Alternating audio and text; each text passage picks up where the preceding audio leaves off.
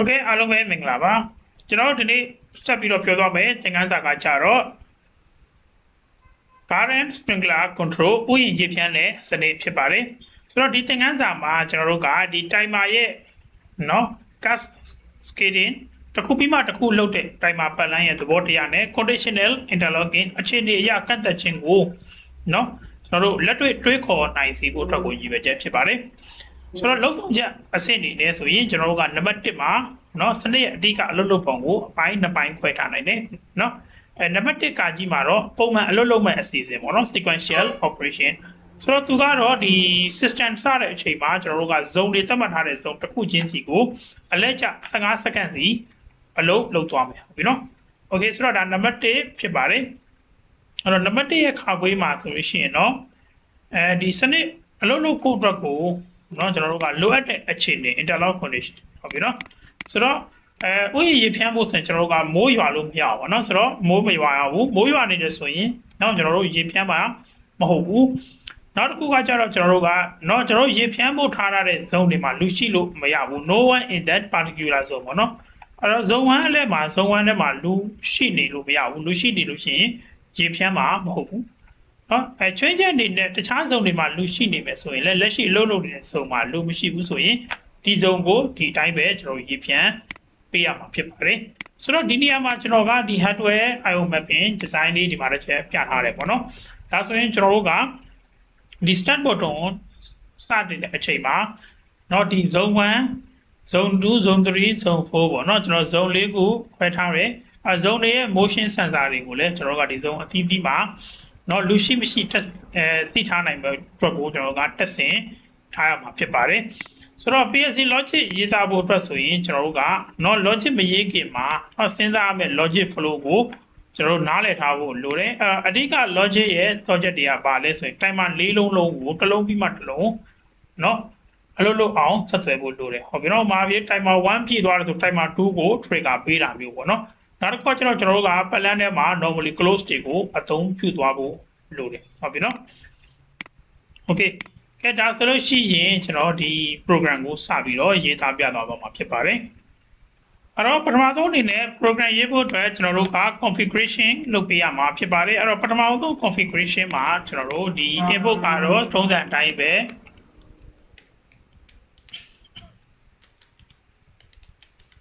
start button ဖြစ်ပါတယ်output ကြတော့เนาะကျွန်တော်တို့ကဒီ zone တွေဟုတ်ပြီเนาะဒီမှာကျွန်တော်သတ်မှတ်အဲ့တော့ပထမဆုံး zone ကျွန်တော်ပထမဆုံးကိုကျွန်တော်တို့က zone 1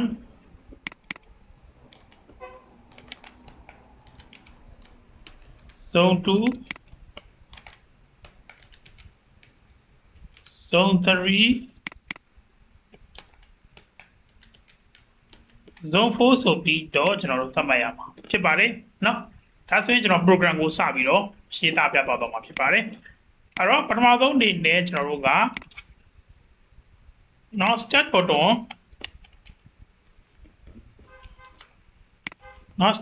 နှိပ်မယ်ပေါ့နော် start button နှိပ်တဲ့အချိန်မှာကျွန်တော်တို့เนาะဒီ zone 1ကိုကျွန်တော်စအောင်ပေါ့ဟုတ်ပြီနော်ပြီးသွားရင်ကျွန်တော်တို့ကနောက်ထပ် range တစ်ခုထပ်ထည့်မယ် okay တော့ဒီ range မှာလည်းကျွန်တော်တို့ကเนาะstart button ပဲကျွန်တော်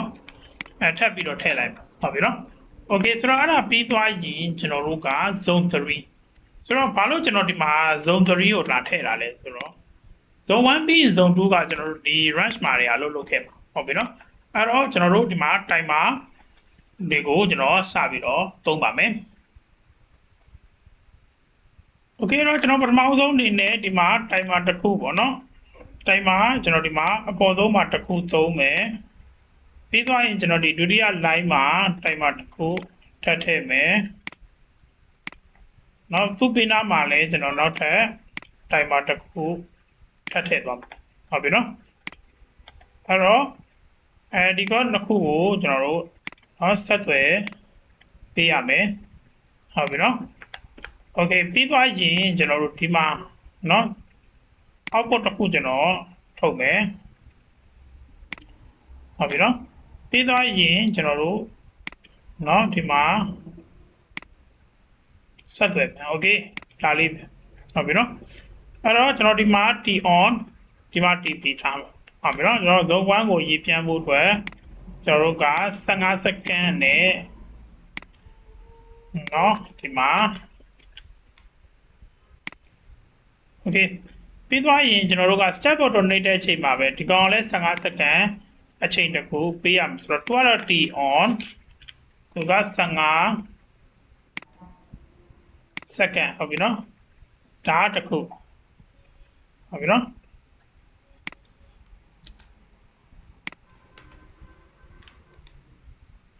ဒါတစ်ခု okay နော်အဲ့ဒါပြီးသွားရင်ကျွန်တော်တို့ဒီမှာနော် TP ဟုတ်ပြီနော် T on နဲ့အတူတူနော် T on ပြီးသွားတဲ့အချိန်မှာဒီ zone 2ကို on board အတွက်ကိုကျွန်တော်တို့ကနော်အချိန်တစ်ခုပေးရမယ်နော်အဲ့တော့သူ့ကိုလည်းကျွန်တော်တို့က TP 15စက္ကန့်ပေးပါမယ်အဲ့တော့ကျွန်တော်ဒီမှာ TP လို့ပြောပြီးတော့နော်ဒီမှာကျွန်တော်15စက္ကန့်ဟုတ်ပြီနော်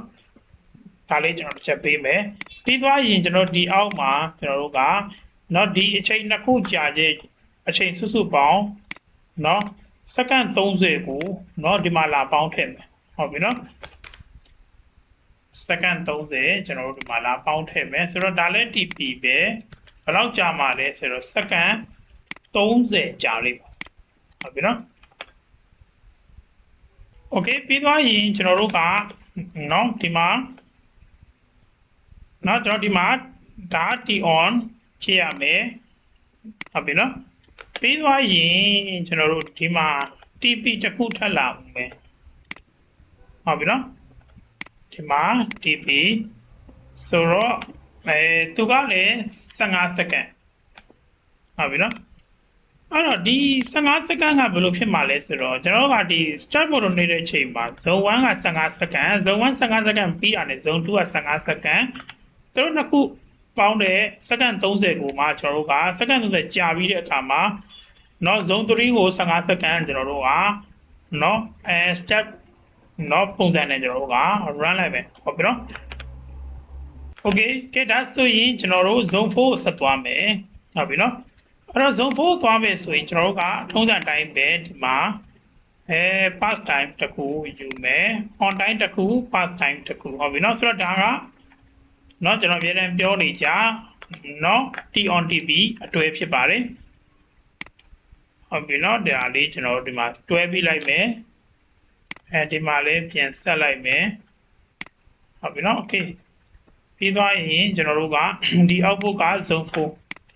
တ်ပြီเนาะဒီမှာ zone 4ကျွန်တော်ဒီမှာထည့်ပြီး zone 4ဟုတ်ပြီเนาะ okay ပါကဲဒါဆိုရင်ကျွန်တော်တို့ဒီမှာ T on TPဆိုတော့ဒီမှာ30ဒီမှာ15ပေါင်းလိုက်တော့45ဒါဆိုရင်ကျွန်တော်တို့ဒီမှာ45စက္ကန့်သွားထည့်တယ်ဟုတ်ပြီเนาะဒီမှာကျွန်တော်45စက္ကန့်ဖြစ်ရပါမယ်တဲ့เนาะ okay ပါဒါဆိုကျွန်တော်ဒီမှာတစ်ခုလာမယ်ဆိုတော့ဒါကြတော့ကျွန်တော်တို့က TP เนาะအဲ့တော့ zone 4 အတွက်ကျွန်တော်တို့15စက္ကန့်ကြာမယ်ဒါကျွန်တော် zone 3ပြီးတော့မှ zone 4 15စက္ကန့်ထည့်ရမှာเนาะ15စက္ကန့် okay 15စက္ကန့်เนาะရပြီเนาะ okay ပါဒါပါပဲเนาะဒါဆိုလို့ရှိရင်ကျွန်တော်တို့ဒီမှာ zone တွေကိုเนาะ15စက္ကန့်ကြာတိုင်းမှာကျွန်တော်တို့ကရေဖြန့် okay ဆိုတော့ဒီနေရာမှာကျွန်တော်တို့ကမိုးရွာလို့ရှိရင်လေเนาะမိုးရွာလို့ရှိရင်လေဒီ zone တွေကိုเนาะရေဖြန်းလို့မရအောင်လို့ကျွန်တော်ကเนาะသွားပြီးတော့ပိတ်အဲ့တော့ပိတ်မယ်ဆိုတော့ကျွန်တော်ကဘာသုံးမလဲဆိုတော့ rain sensor သုံးဟုတ်ပြီเนาะrain sensor ကိုကျွန်တော်ဒီမှာ configuration လုပ်ရပါမယ်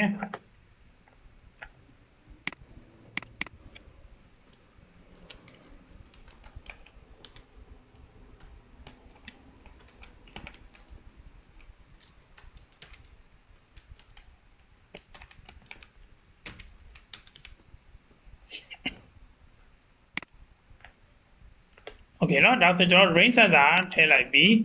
ဒါဆိုရင်ကျွန်တော်တို့ကဒီ zone တွေအားလုံးရဲ့အရှိတွေမှာเนาะ ကျွန်တော်တို့လိုက်ပြီးတော့ဒါလေးတွေထည့်ပါမယ်အကယ်၍မိုးရွာတဲ့အခါเนาะဒီဇုံတွေကိုရေမရောက်အောင်ဟုတ်ပြီเนาะကျွန်တော်တို့တားဆီးရ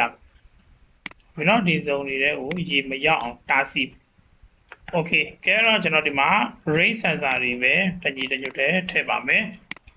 အဲ့တော့အတူကောင်း R နဲ့စတဲ့ rain sensor လေးတွေဖြစ်ပါတယ်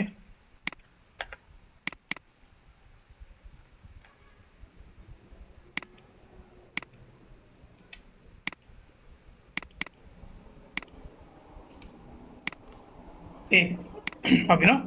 ဒါဆိုကျွန်တော်ဒါ rain sensor လေးထည့်ပြီးသွားပါပြီโอเคအဲ့တော့ကျွန်တော်တို့က rain sensor ကတော့အားလုံးအတွက် common ဖြစ်ပါတယ်เนาะအဲ့အတွက်ကျွန်တော်ကတစ်ခုတည်းကိုပဲအားလုံးမှာလိုက်ပြီးတော့ထည့်တာဆိုတော့နောက်ထပ်သုံးမဲ့ interlock ကကြတော့ကျွန်တော်ကဒီဇုံအသေးသေးရဲ့ motion sensor ဒါဆိုရင်ကျွန်တော် configuration မှာเนาะကျွန်တော်တို့เนาะ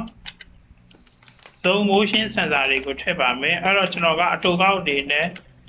Z1 motion နော်ကျွန်တော် Z2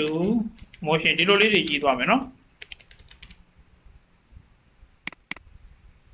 Z3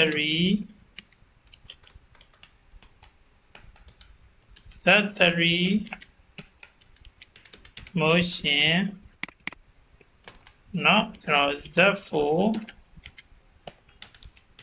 motion okay ဒီလိုလေးတွေကျွန်တော်ရေးလိုက်မယ်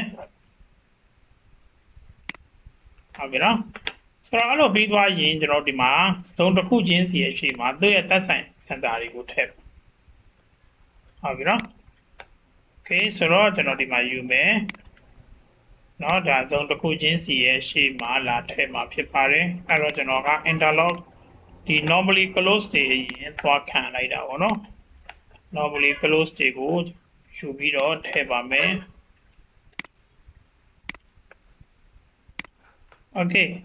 ဒါဆိုရင်ကျွန်တော်တို့เนาะဒီရှေ့မှာလာပိတ်မယ်ဟုတ်ပြီเนาะအဲ့တော့ကျွန်တော်ဒီမှာဒါ Z1 ဟုတ်ပြီเนาะဒါဆိုရင်Z2 ဒါဆိုရင်เนาะ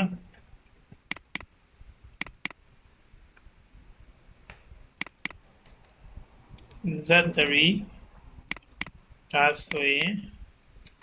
Z4 ဟုတ်ပြီနော် okay ဒါဆိုရင်ကျွန်တော်တို့ program ကတော့ပြည့်စုံသွားပါပြီဒါလေးကိုကျွန်တော် simulation လုပ်ပါမယ်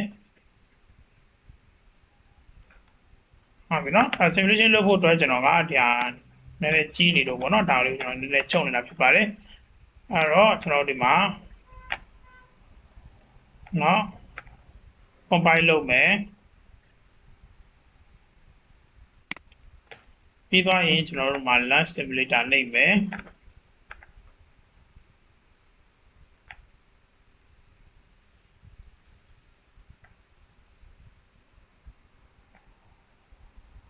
okay ပြီးသွားရင်ကျွန်တော်တို့ကဒီမှာ start controller ကိုတစ်ချက်နှိပ်သွားမယ်ပြီးသွားရင် program တွေကိုမယ်เนาะနည်းနည်းချဲလိုက်မယ်ကဲကျွန်တော်ဒီမှာစပြီးတော့ start button နှိပ်မယ်ဒါဆိုရင်ကျွန်တော်က start button နှိပ်လိုက်တာနဲ့ဇုံ1 15 စက္ကန့်ဇုံ2 15 စက္ကန့်ဇုံ3 15 စက္ကန့်ဇုံ4 15 စက္ကန့်ဆိုပြီးတော့သူက15 စက္ကန့်စီအသီးသီးမောင်းသွားပါလိမ့်မယ်เนาะ15 စက္ကန့်ပြည့်တိုင်းမှာဇုံတစ်ခုကเนาะဇုံတစ်ခုကိုเนาะဒီရေဖြန်းတဲ့စနစ်သွားပါမယ်ဟုတ်ပြီเนาะအဲဇုံ1ပြီးသွားပြီအခုဒါဆိုဇုံ2ကိုသွားနေပြီပေါ့เนาะအဲ့တော့ကျွန်တော်စုစုပေါင်းเนาะကျွန်တော်ဒီမှာเนาะ45 စက္ကန့်55 စက္ကန့်ထိဒါစုစုပေါင်းကြာပါလိမ့်မယ်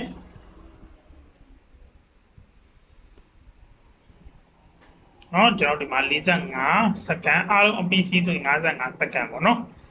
ဒါတော့သူစုစုပေါင်းကြာသွားမယ့်အချိန်ဖြစ်ပါတယ်okay ဟုတ်ပြီเนาะအဲ့တော့ဒီနေရာမှာအကယ်၍เนาะအကယ်၍ကျွန်တော်တို့เนาะ